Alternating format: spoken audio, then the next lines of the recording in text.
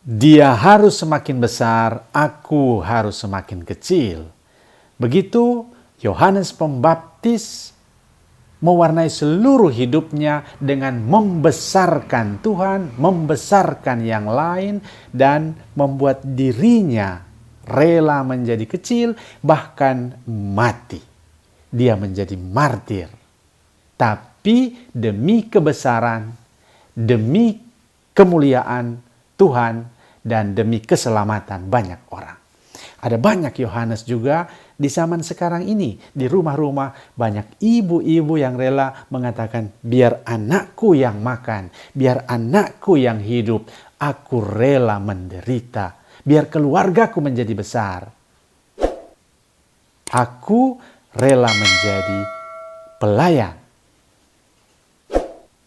Bagaimana dengan kita hari ini?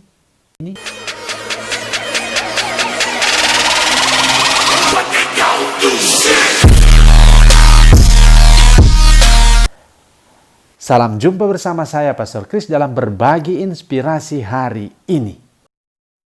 Kalau Yohanes Pembaptis yang lahir secara istimewa, banyak orang kagum dengan dia, mau menjadi apakah anak ini nanti. Tangan Tuhan menyertai dia. Ternyata dia mati tak berdaya dengan dipancung kepalanya. Tapi bukan berarti dia konyol, bukan berarti dia selesai. Dalam kekecilannya dia dibesarkan oleh Tuhan. Dalam kematiannya dia dihidupkan oleh Tuhan. Dalam ketidakberdayaannya dia diselamatkan dan dimuliakan dalam kerajaan surga. Dan karena itu kita merayakannya sebagai martir. Untuk menjadi teladan bagi kita supaya ada banyak Yohanes di zaman sekarang ini. Dan bukankah kalau ibu-ibu di rumah rela melayani, rela mengotori diri demi keluarga, bukankah dengan demikian mereka mengatakan dalam hidupnya, biar yang lain jadi besar, saya rela jadi kecil. Bukankah ibu-ibu yang rela menyuapi anaknya? Mereka tidak pernah mengatakan, tapi dalam hati sebenarnya ada kata-kata ini, biar anakku ini menjadi besar, saya rela menjadi kecil, menjadi pelayan. Ada ibu-ibu yang membersihkan kotoran anaknya. Biar saya menjadi kecil, yang penting dia sehat, yang penting dia bersih, yang penting dia segar, dia besar. Banyak orang tua rela banting tulang, bapak-bapak rela kerja keras. Karena apa? Yang penting keluarga saya jadi besar, saya rela menjadi kecil, saya rela menjadi berkorban untuk mereka. Dan begitu ada banyak sekali Yohanes Pembaptis di zaman sekarang ini. Namun ada hal-hal kecil yang juga bagus kita perjuangkan untuk menjadi kebiasaan hidup kita, membesarkan yang lain dan membuat kita menjadi pelayan. Memberi hormat misalnya. Dengan memberi hormat kita menganggap yang lain lebih besar, mereka yang utama. Maka selamat pagi, selamat siang, selamat malam, itu juga tanda kemartiran kita dalam hidup sehari-hari. Mengatakan terima kasih itu berarti memperlakukan diri saya di bawah orang lain dan memperlakukan orang lain di atas diri saya dengan mengatakan terima kasih atas perbuatan mereka, terima kasih atas pengorbanan mereka. Ada banyak orang sukar untuk memberi terima kasih kepada saudaranya. Hari ini mari kita menjadi martir bagi yang lain dengan berkata terima kasih kepada saudara kita yang ada di sekitar kita. Mengatakan selamat, memberi salam.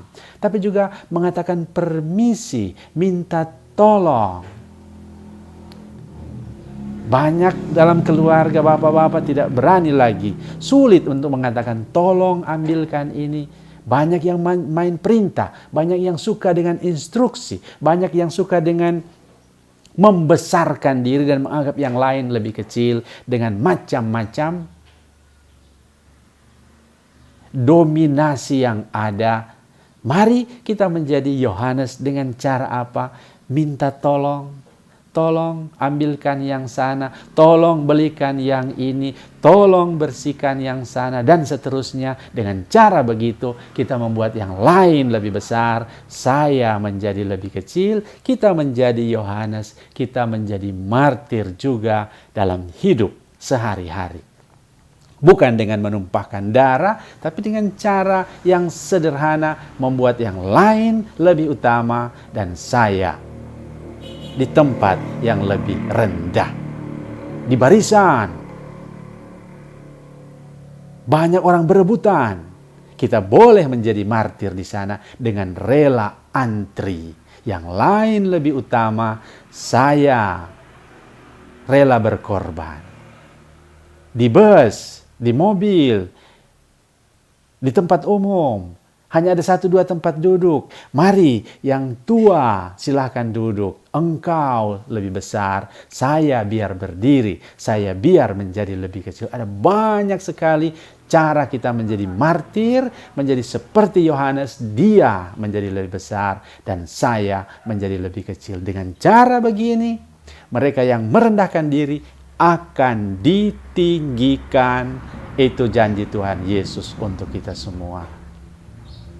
Dan yang menarik lagi hari ini ada Herodias, istri Herodes, yang bukan membesarkan yang lain tapi mengecilkan yang lain. Bukan mengutamakan yang lain tapi merendahkan yang lain. Bahkan rela membinasakan, membunuh.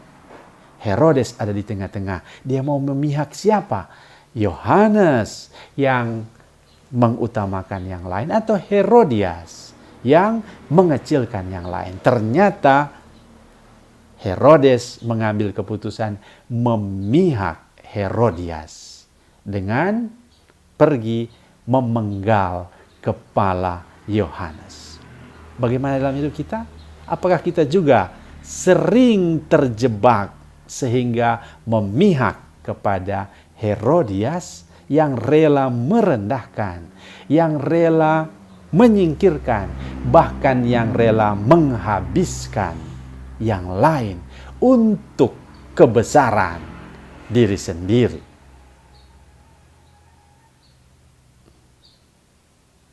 Inspirasi hari ini, kita ternyata boleh menjadi martir, boleh menjadi orang besar dengan cara merendahkan diri seperti Yohanes Pembaptis dengan menganggap orang lain lebih utama dari saya. Dia harus lebih besar, saya harus lebih kecil.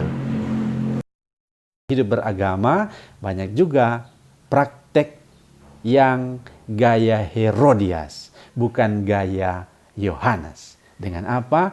Menganggap rendah agama lain, menganggap rendah kelompok yang lain, mengkafir-kafirkan yang lain. Berarti saya lebih hebat, saya lebih utama. Saya yakin dan percaya Tuhan mau mengajak kita, mari kalau benar-benar kamu beragama, berani untuk mengatakan yang lain lebih utama. Bukan merendahkan, bukan mendiskreditkan, apalagi mengkafir-kafirkan. Banyak orang suka bilang, kitalah anak-anak Allah, mereka bukan anak Allah. Hei, siapa dulu? Jangan-jangan kita terperangkap dalam gaya berpikir, gaya hidup Herodes dan Herodias yang merendahkan, bahkan menghabiskan orang lain.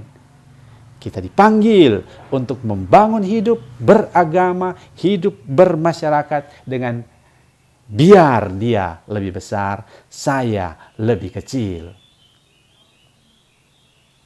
Semoga Tuhan memampukan kita menjadi Yohanes zaman ini, boleh menjadi martir tanpa menumpahkan darah dengan membesarkan yang lain, mengutamakan yang lain, menganggap yang lain lebih utama daripada diri saya, dan biar Tuhan meninggikan yang rendah,